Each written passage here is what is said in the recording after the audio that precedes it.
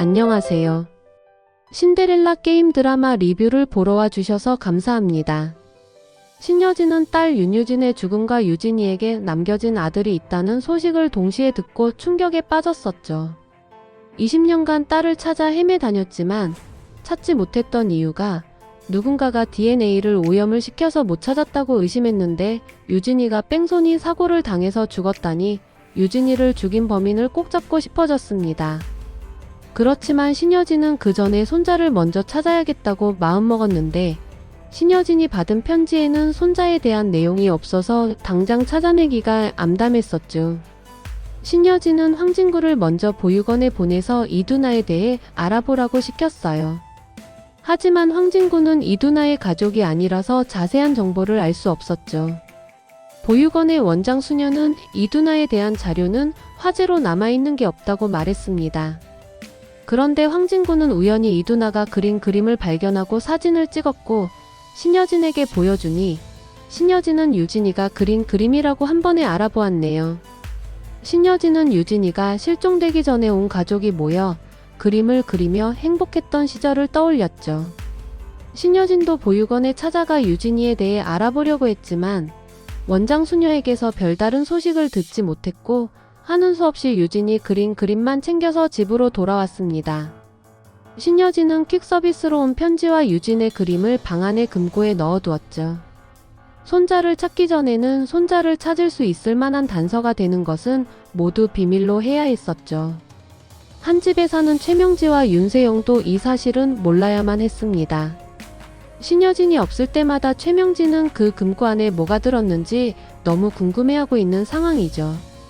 신여진이 어떤 편지를 받고 쓰러졌는데 언제 아팠냐는 듯이 외출이 잦아지고 뭔가 감추고 있다는 의심이 들자 조영사에게 금고를 열 수 있는 기술자를 알아봐 달라고 지시했습니다. 최명지가 만나는 사람이 형사라는 것도 이제야 드러난 사실인 것이죠. 신여진의 DNA가 오염이 되고 유진이의 사망사고가 묻혀버릴 수 있었던 것이 다 조영사가 꾸민 짓이었네요. 그렇다면 최명지가 저지른 악행의 증거물을 조영사는 하나도 버리지 않고 가지고 있겠죠. 지금은 최명지가 시키는 대로 대가를 받고 일을 해주고 있지만 원래 이런 일을 하는 사람들은 배신하는 것도 어렵지 않죠. 최명지는 신여진이 딸을 찾는 일을 방해하기 위해서는 자금도 모아야 했는데 최명지가 돈을 제대로 주지 않으면 조영사도 계속 일할 이유가 없어지고 조영사는 더 큰 돈을 노리기 위해 신여진 쪽으로 붙을 수도 있습니다. 최명진은 신여진이 집에 없을 때마다 신여진의 방에 들어가서 금고를 열어보려고 애를 쓰는데 신여진의 집에서 가정부로 일하는 최명지에게 가끔 들키기도 합니다. 황진구의 엄마인 신방울은 최명지와는 젊었을 때부터 알고 지낸 사이였고 지금은 곧 사돈이 될 사이라 특별히 원수질 일은 없습니다. 그렇지만 신방울은 최명지가 인간성이 좋은 사람이 아니란 것은 알고 있었죠. 자식들이 서로 좋다고 하는 결혼이니 진행하고 있고 황진구의 생명의 은인인 신여진이 특별히 맺어준 짝이니 신방울은 신여진에게 항상 고맙게 생각하고 있을 뿐입니다. 신여진은 보육원을 다녀와도 손자 찾는 일이 막막하자 절망에 빠졌는데 윤성호는 결국 신여진에게 은총이 사진을 보내주었네요. 손자가 살아있다는 것을 알면서도 계속 비밀로 한다는 게 신여진에게 잔인한 일이기도 하고 신여진이 손자를 찾는다고 황진구와 회사 밖으로 도는 일이 많아지면 분명 유진이를 죽인 사람들의 눈에 띄어 은총이가 위험해진다는 걱정을 했었죠. 윤성호는 은총이가 신여진의 손자라고 알려주었고 구하나가 키우고 있다는 얘기도 전해줬습니다. 신여진은 은총이를 백화점에서 한 번 본 적이 있었는데 구하나의 친조카라고만 알고 있었죠. 그런데 윤성호의 문자를 보니 이두나의 그림 속의 이름이 구하나였다는 것을 알게 되었고 유진이와 구하나가 아주 각별한 사이였다는 걸 짐작할 수 있었죠. 황진구는 신여진에게 은총이와 유전자 검사를 의뢰해 놓았다고 했는데 신여진은 유전자 검사 같은 건 해보지 않아도 은총이가 손자라는 것을 확신하였습니다. 남편인 윤성호가 보내준 정보인데 사실 확인 없이 보내줬을 리도 없다고 믿었기 때문이죠. 황진구가 유전자 검사를 의뢰해 놓았기 때문에 조만간 그 결과서가 회사로 도착할지도 모르는데 윤세영이나 구지석이 이 사실을 알게 된다면 문제가 복잡해지는 것이죠. 국가수의 DNA를 등록한 지가 얼마 지나지 않은 것 같은데 벌써 결과가 나온다는 것은 수상한 일이 아닐 수가 없기 때문에 황진구는 신중하게 일을 처리하려 하지만 최명진은 황진구와 신여진이 어디를 다니고 있는지 알아내기 위해 위치 추적 앱을 몰래 깔려고 하니 은총이의 유전자 검사가 들켜버릴 위험도 있습니다. 신여진은 은총이의 안전을 걱정하는 윤성호 때문에 은총이를 어떻게 데려와야 할지 고민에 빠졌는데 아무리 위험해도 집이 제일 안전할 것이니 남들의 눈만 잘 속이면 된다고 생각을 합니다. 집안에 유진이를 죽게 한 범죄자가 있는 것도 모르고 말이죠. 우리 은총이가 내 손자라는 것을 들키지 않고 같이 살 수 있는 방법이 없을까? 은총이를 내가 지켜줘야 하는데 은총이가 내 손자라는 걸 세영이나 세영이 엄마도 알아선 안 돼. 이젠 그 누구도 못 믿어. 도대체 누가 우리 유진이를 그렇게 만들었을까? 범인을 꼭 잡아야 해.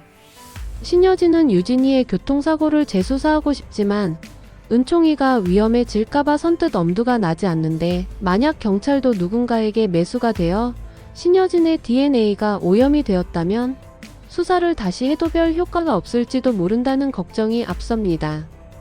신여진은 은총이를 보고 싶은 마음에 황진구와 외출을 자주 하게 되는데 신여진은 최명지에게 절에 간다고 둘러대고 있었지만 최명진은 신여진이 절에 가지 않았다는 것을 뒷조사를 통해 알고 있었죠. 하지만 신여진을 의심하지 않는 신방울은 신여진을 걱정하는 마음뿐인데 회장님이 기운을 차리셔서 우리 진구와 다시 절에 다니시는 것이 제 마음에는 기쁘지만 3000배를 하시다가 쓰러지실까봐 걱정입니다. 회장님 눈물이 범벅이 된 휴지를 제가 매일 한 움큼씩 치울 때마다 이것이 언제쯤 줄어들 것인가 마음이 안 좋았는데 저만 그런 게 아니라 세영이 엄마도 어찌나 회장님 걱정을 하는지 하루에도 수차례 회장님 방에 들어가 기도를 하는 것 같아요. 신방울은 최명지가 신여진의 방에서 뭘 하고 나오는지 모르고 무심결에 한 말이었지만 신여진은 최명지가 의심이 듭니다. 유진이 실종된 후 20년 동안 항상 옆에서 걱정을 해주던 최명지였지만 은총이를 찾고 난 다음부터는 신여진도 많이 예민해져 있는 상태였죠. 최명지가 신여진의 방을 수시로 드나든다니 괜히 마음이 편하지 않습니다. 장비서가 주변에 누구도 믿지 말라고 했어. 세영 엄마가 날 걱정해주는 마음은 알겠지만 조심해서 나쁠 건 없지. 신여진은 집을 나가기 전에는 항상 금고의 외부를 깨끗이 닦아 놓았고 정말 중요한 서류들은 다른 곳으로 옮겨 놓았는데 최명진은 신여진이 외출을 하자 기다렸다는 듯이 신여진의 방으로 들어가 금고에 손을 댑니다. 최명진은 비밀번호를 이것저것 눌러보다가 생각이 났다는 듯이 설마 이건 아니겠지? 하며 눌러보았는데 금고가 열리는 소리가 납니다. 최명진은 금고가 열려서 놀랐지만 비밀번호에 더 놀라고 말았죠. 그 번호는 다름 아닌 유진의 사망 날짜였던 것입니다. 형님이 유진이가 죽은 것을 알아낸 거야? 혹시 형님이 받았다는 서류가 유진이 죽음과 관련된 거였어? 최명진은 급하게 금고를 열어보는데 금고 안에는 윤성호가 신여진에게 만들어준 닭이 세트가 놓여져 있을 뿐입니다.